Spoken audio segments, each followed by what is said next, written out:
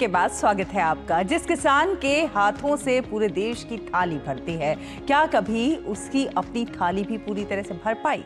आजादी के बाद दशकों तक भारतीय किसान मेहनत तो करता रहा, लेकिन उसकी आय, सुरक्षा और आर्थिक मजबूती हमेशा बड़ी चुनौती बनी रही। लेकिन पिछले 12 वर्षों में खेती को अधिक लाभकारी, आधुनिक और आत्मनिर्भर बनाने के उद्देश्य से कई नई योजनाएं और पहल शुरू की गईं। सबसे चर्चित योजनाओं में से एक है प्रधानमंत्री किसान सम्मान निधि। इस योजना के तहत पात्र किसानों को हर साल सीधे उनके बैंक खाते में आर्थिक सहायता दी जाती है, ताकि खेती से जुड़े छोटे छोटे खर्चों को पूरा करने में मदद मिल सके।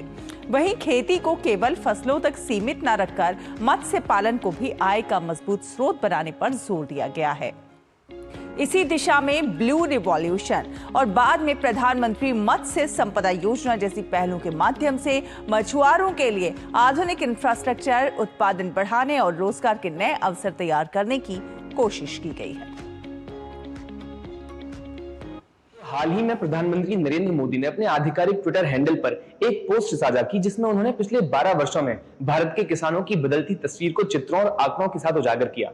एक ऐसा बदलाव जो सिर्फ योजनाओं का नहीं था, बल्कि उनके साथ वो सोच और सिस्टम दोनों का था। एक पोस्ट में पीएम किसान, ब्लू इकोनॉमी, कृषि निर्यात और एग्री टेक की प्रगति को विस्तार से दिखाया गया। आइए जानते हैं एक एक करके कि कैसे इन सब सेक्टर्स में पिछले 12 वर्षों में हमें बदलाव देखने को मिले हैं।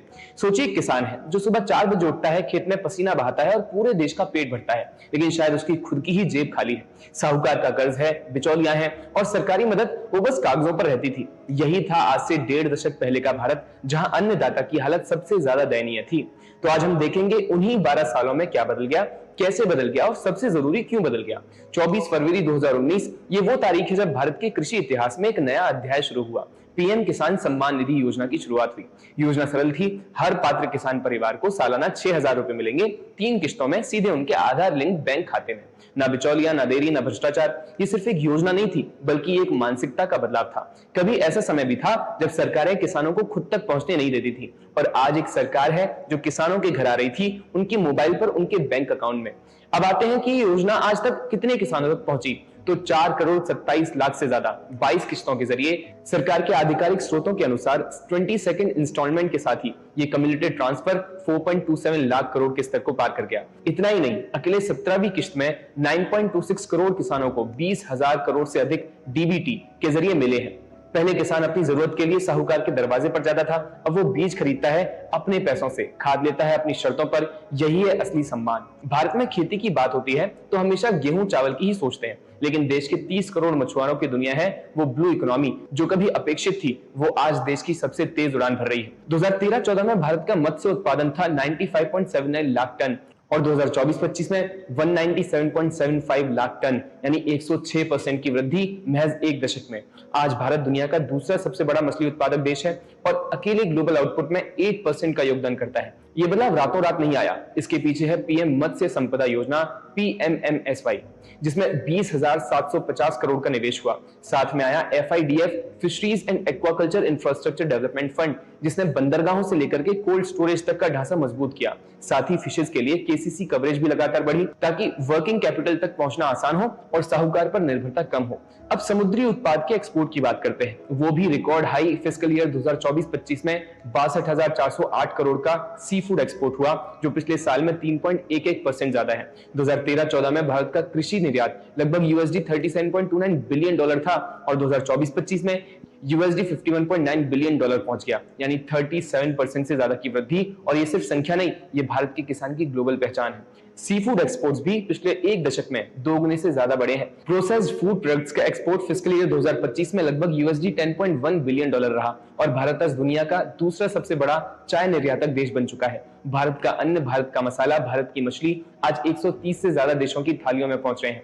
ये एक्सपोर्ट्स तब होते हैं जब किसान की उपज क्वालिटी में पहले दर्ज की हो, इंफ्रास्ट्रक्चर हो और सरकार की नीतियां सपोर्ट करें। आज तीनों चीजें एक साथ हो रही हैं। पीएम मोदी का विजन स्पष्ट है। दूसरी ग्रीन रिवॉल्यूशन विज्ञान, तकनीक और आधुनिक आविष्कारों से चलनी चाहिए। और ये सिर्फ नारा नहीं रहा, ये जमीन पर उतर रहा है। डिजिटल एग्रीकल्चर मिशन के लिए 2,817 करोड़ का बजट आवंटित हुआ है। इसका मतलब है कि किसान की जमीन का डिजिटल रिकॉर्ड, उसकी फसल का डेटा, उसकी जरूरत की एनालिसिस, सब कुछ एक प्लेटफॉर्म पर होगा। किसान ई मित्र ने अब तक 92 लाख से ज्यादा क्वेरीज का जवाब दिया है, जिनमें से 20,000 से ज्यादा क्वेरीज रोज हैंडल होती हैं। सॉइल हेल्थ कार्ड्स की बात करें तो लगभग 253.8 मिलियन कार्ड्स वितरित हो चुके हैं। इसका मतलब यह है कि अब किसान को पता है कि उसकी मिट्टी में क्या कमी है, कौन सी खाद डालनी है, कितनी डालनी है। लैब टू लैंड कनेक्शन का यही मतलब है। और सबसे एक्साइटिंग इनिशिएटिव नमो ड्रोन दीदी। सरकार ने 1261 करोड़ रुपए की इस योजना में 15,000 महिला सेल्फ हेल्प ग्रुप्स को ड्रोन देने का लक्ष्य रखा है। ये महिलाएं DGCA सर्टिफाइड ड्रोन पायलट्स बनती हैं, किसानों के खेतों में फर्टिलाइजर और पेस्टिसाइड स्प्रे करती हैं और इससे हर SSG को कम से कम